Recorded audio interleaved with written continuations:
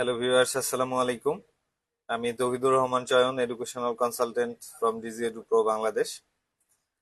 আমি প্রতিদিনই আপনারা যারা চায়নায় উচ্চশিক্ষায় যেতে ইচ্ছুক যেসব শিক্ষার্থী, আমি তাদের জন্য চায়না নিয়ে এবং চায়নার স্কলারশিপ গুলো নিয়ে ইনফরমেশন শেয়ার করার ট্রাই করি প্রতিনিয়তই।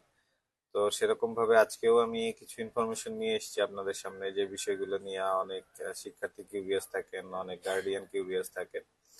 তো আজকে এই বিষয়গুলো ক্লিয়ার করব আশা করি। তো আজকে আমরা যে বিষয়টা নিয়ে কথা বলবো সেটি হচ্ছে চায়নাতে পড়তে গেলে কি গ্রাজুয়েশন শেষ করে সেখানেই জব পাওয়া যায় কিনা, আর চায়নাতে পিআর পাওয়া কি আসলেই পসিবল কিনা।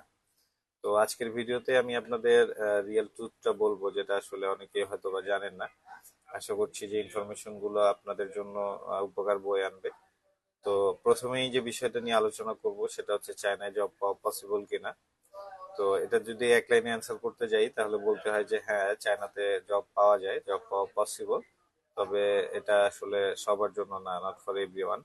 তো চায়নাতে জব পেতে হলে কিছু কন্ডিশনস আছে, যে কন্ডিশন গুলো যদি আপনি কাভার আপ করতে পারেন, মেনটেন করতে পারেন, তাহলে চায়না ইনশাল্লাহ আপনি জবও করতে পারবেন। তো চায়নায় জব পেতে গেলে আসলে যে কন্ডিশন গুলো আছে সেই কন্ডিশন গুলো আমি শেয়ার করি আপনাদের সামনে। তো প্রথমত যে কন্ডিশন থাকে সেটা হচ্ছে হাই ডিমান্ড সাবজেক্ট থাকতে হয়। আপনি চায়নাতে জব করতে গেলে চায়না মার্কেট প্লেসে আপনি যদি জব করতে চান তাহলে আপনার অবশ্যই গ্রাজুয়েশন বা post graduation high demand subject নিয়ে হতে হবে আর কি। এখন কোশ্চেন থাকতে পারে হাই ডিমান্ড সাবজেক্ট চায়নায় কোনগুলো।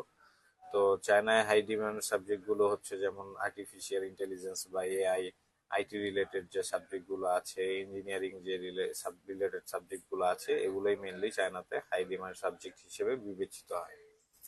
এরপর যে বিষয়টা জরুরি চায়নায় জব পাওয়ার জন্য সেটি হচ্ছে চাইনিজ ল্যাঙ্গুয়েজ জানাটা খুবই ইম্পর্টেন্ট। চায়নায় আপনি জব করতে গেলে আসলে ল্যাঙ্গুয়েজটা আপনার জন্য ম্যান্ডেটরি বলা চলে।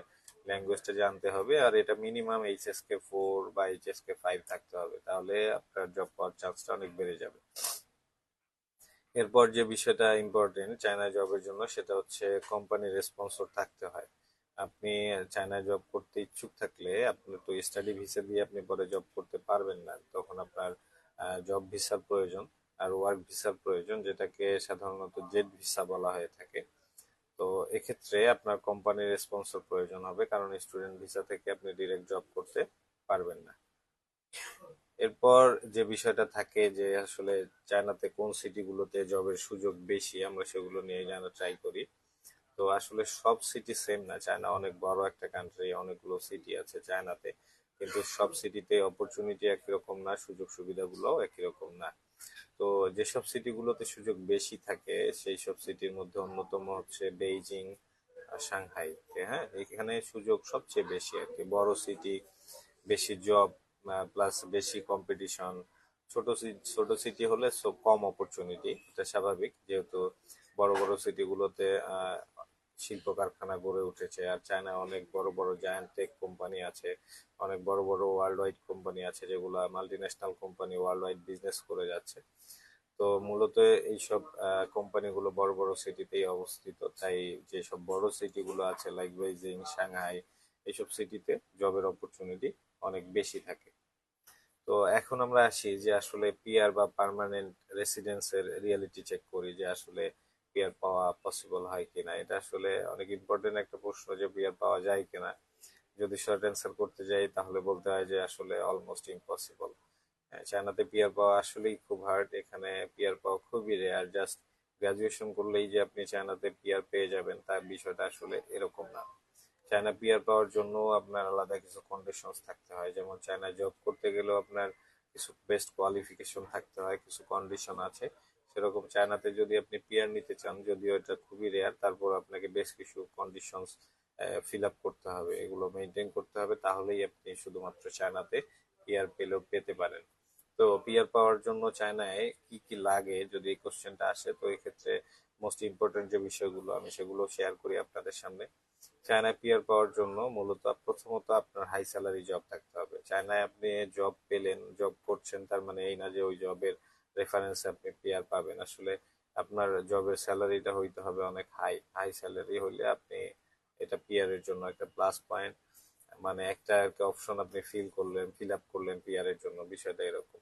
দেন যে বিষয়টা লাগে সেটা হচ্ছে কয়েক বছর এক্সপেরিয়েন্স। আপনি শুধু হাই স্যালারি জব পেলেই হবে না, সেই জবটা আপনার কন্টিনিউয়াস কয়েক বছর করতে হবে। দেন স্ট্রং আর কি ট্যাক্স রেকর্ড থাকবে। আপনি রেগুলার চায়না ট্যাক্স আপনি প্রতিনিয়তই দেন, প্রতি মাসেই প্রতি বছরই আপনার ট্যাক্স ফিল করা থাকে, এবং স্ট্রং ট্যাক্স রেকর্ড আপনার থাকতে হবে। সেই সাথে কোম্পানির রিকমেন্ডেশন তো লাগবেই। বেসিক্যালি আসলে টপ লেভেল প্রফেশনাল না হলে চায়নাতে পিআর পাওয়া কঠিন। তো এখন আসলে রিয়েল ওয়েটা কি আমরা এটা জানি যে আসলে তাহলে শিক্ষার্থী হিসেবে বা অ্যাজ এ স্টুডেন্ট আপনার প্ল্যান কি হওয়া উচিত। তো মূলত অ্যাজ এ স্টুডেন্ট আপনার স্কিল্ড হয়ে চায়নাতে জব পাওয়া উচিত আর কি। আপনি যদি আপনার যদি চিন্তা থাকে যে আমি চায়নায় গ্রাজুয়েশন করে পোস্ট গ্রাজুয়েশন করে আমি সেখানে জব করব, তাহলে অবশ্যই আপনাকে স্কিল্ড হয়ে উঠতে হবে। স্কিল্ড হলেই তখন আপনি চায়নাতে জব পেতে পারেন, এবং আপনি সেই সাথে এক্সপিরিয়েন্স নিয়ে অন্য দেশে শিফটও করতে পারেন। বাংলাদেশে ফিরে এসে স্ট্রং ক্যারিয়ার বিল্ড আপ করতে পারেন। আসলে চায়না ডিগ্রি মানে হচ্ছে হিউজ অ্যাডভান্টেজ। তো এখন আসলে সবচেয়ে বড় যে ভুলগুলো হয়ে থাকে, আসলে অনেক যে স্টুডেন্ট ভাবে যে চায়না গেলে ইজিলি জব প্লাস পিআর হয়ে যাবে, আসলে বিষয়টা এরকম না। এটা টোটালি রং এক্সপেকটেশন। রিয়েলিটি জানাটা আসলে খুবই ইম্পর্টেন্ট।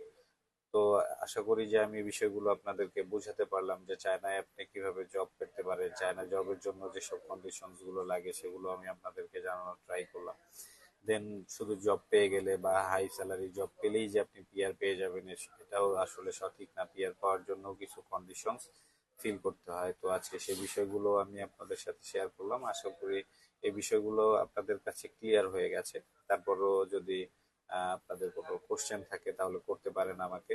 আর আপনি যদি চায়নাতে পড়তে চান কিন্তু ফিউচার নিয়ে কনফিউজ থাকেন, তাহলে ইনবক্স করতে পারেন সরাসরি আমাকে অথবা ডিজি এডু প্রো বাংলাদেশ পেজে।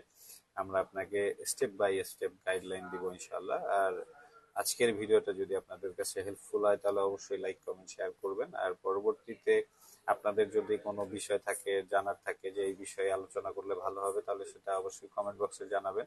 আমি ট্রাই করবো যে নেক্সট সেশনে সেই বিষয় নিয়ে আলোচনা করার। আর সে পর্যন্ত সবাই ভালো থাকবেন, সুস্থ থাকবেন। ইনশাল্লাহ পরবর্তী টপিকে পরবর্তী নতুন কিছু ইনফরমেশন নিয়ে চলে আসবো আপনাদের সামনে। সে পর্যন্ত সবাই সুস্থ থাকবেন, ভালো থাকবেন। আসসালামু আলাইকুম, আল্লাহ হাফেজ।